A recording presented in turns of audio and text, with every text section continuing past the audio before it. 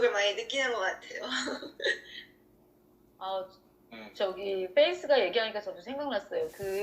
저는 다른 드라마 이런 거 지금은 이제 제가 너무 바쁘기도 하고 볼 시간이 없거든요. 그래서 그런 거를 못 보는데 가끔 이제 페이스에 들어가면은 그 페이스북에는 이제 뭐 그 친구들이 올리는 소식들도 있지만 요즘에 광고도 너무 많이 올라오는 거예요. 그러니까 제가 원해서 보이는 게 아니라 그냥 그 자체로 광고가 되게 많이 뜨더라고요, 페이스북에. 그러니까 아니 그냥 지나쳐도 되는데 눈에 이렇게 보니까 막 호기심이 드는 거야. 아, 무슨 소식이 있는 거지? 다른 것들을 막 다 안 보고 페이스북에 올라오는 그런 소식들이 제가 지금 이제 접하는 전부니까 막 되게 궁금한 거예요. 무슨 일 있었지? 뭐 무슨 뉴스지? 막 이런 것들. 그러니까 그런 거에 의외로 시간을 많이 소비하고 있는 거예요. 기도하는 것보다 그 시간이 어떤 때는 그거 빨리 뭐 있지? 그거만 확인해야 되는데 막 이럴 때도 있고 지금 저희 페이스가 얘기하니까 그 페이스북에서 제가 받은 유혹들이 막 생각이 나네요.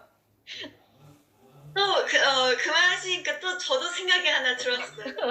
우리가 그런 소셜미디어 같은 거 보면서 세상적인 자랑을 하는 사람들을 쉽게 많이 보게 되잖아요. 그래서 그것도 보고 유혹을 많이 느끼죠. 맞아, 맞아. 네.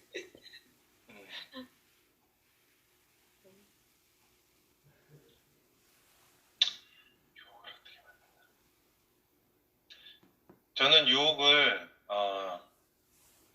지금 얘기하신 거 물론 다 똑같이 받고 저는 비교하는 걸로 유혹을 받는다는 생각이 좀 들어요.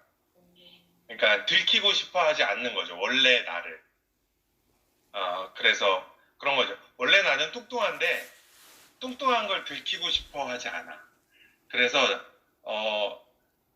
뭔가 온갖 치장으로 이쁜 옷으로 화장으로 자꾸 나의 모습을 들키고 싶지 않아가지고 남처럼 날씬하게 보이고 싶어 해서 계속 무언가를 나한테 해야 된다라고 이렇게 그 유혹을 이겨내지 못하는 경우가 되게 많은 것 같아요. 그게 이제 옷일 수도 있고 뭔가 액세서리일 수도 있고 뭐 있어 보이는 무슨 명품 같은 거일 수도 있고 뭐 이런 것으로 계속 그게 이제 나를 위한 것도 물론 있겠지만 그 들키고 싶어 하지 않은 남과 비교 당하였을 때 내가 남보다 더 낫게 보였으면 좋겠다라는 유혹이 제 안에 이렇게 있는 것 같아요.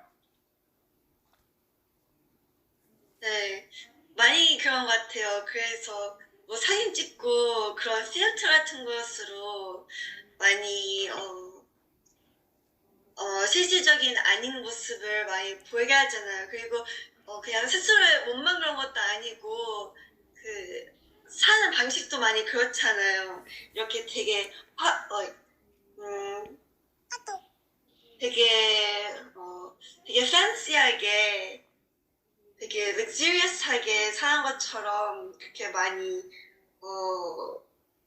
사실 그렇게 사는 건이 아니던지 아니면 사실 그렇게 행복하게 느끼지 않지만 그렇게 되게 잘 보이게 많이 그렇게 에딧 편집하면서 올리잖아요. 그래서 네, 그런 비교에 대한 유혹도 네, 많이 보는 것 같아요. 네, 여기서 또 한마디 해드릴게요. 우리가 유혹 받는 게 많잖아요. 성경 말씀에 보면은 뭐 여기 요한일서 2장에 보면은 16절에 뭐 육신의 정욕, 안목의 정욕, 이생의 자랑 다 있죠. 근데 다시 그 어디로 가면은 에덴 동산으로 가보세요. 하와가 어떻게 유혹 받았는지 생각해 봅시다. 이미지를 그려보시면 하나님하고 같이 있다가 하나님이 잠시 어디로 가셨는지 알 바가 없고 갑자기 아담도 어디 있는지 모르겠고 하와하고 뱀만 있잖아요. 그래가지고 유혹을 받죠. 그러니까 유혹은 하나님의 부재에서 오는 거예요. 하나님의 부재. 그러니까 골방에서 기도하라고 그러잖아요. 그 다른 사람 앞에서 길거리에 떠들면서 나 기도합니다 하면서 이렇게 기도하지 말라는 것도 맞는데 그렇게 교만하게 바리새인처럼 그렇게 치장하고서 남들 들으라고 하나님 들으라고 안 하고 기도하는 것도 맞는데 제가 또 드는 생각은 우리가 혼자 있을 때 유혹을 받잖아요. 골방에 있을 때.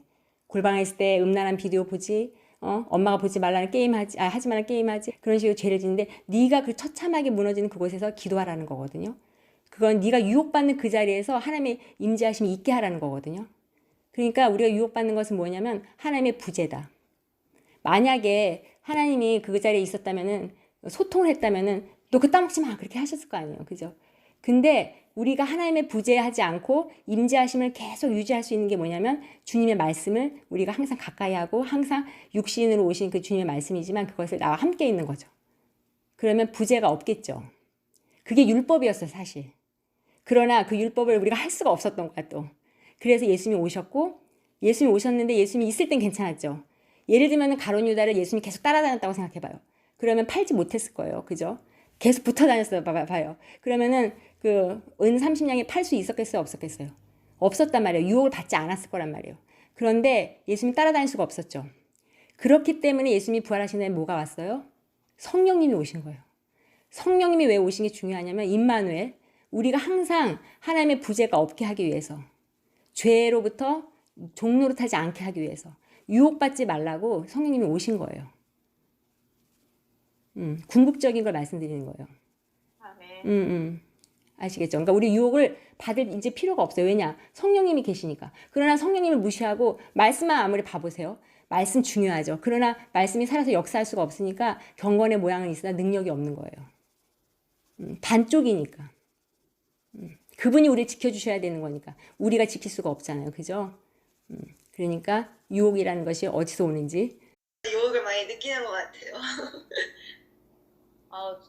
저기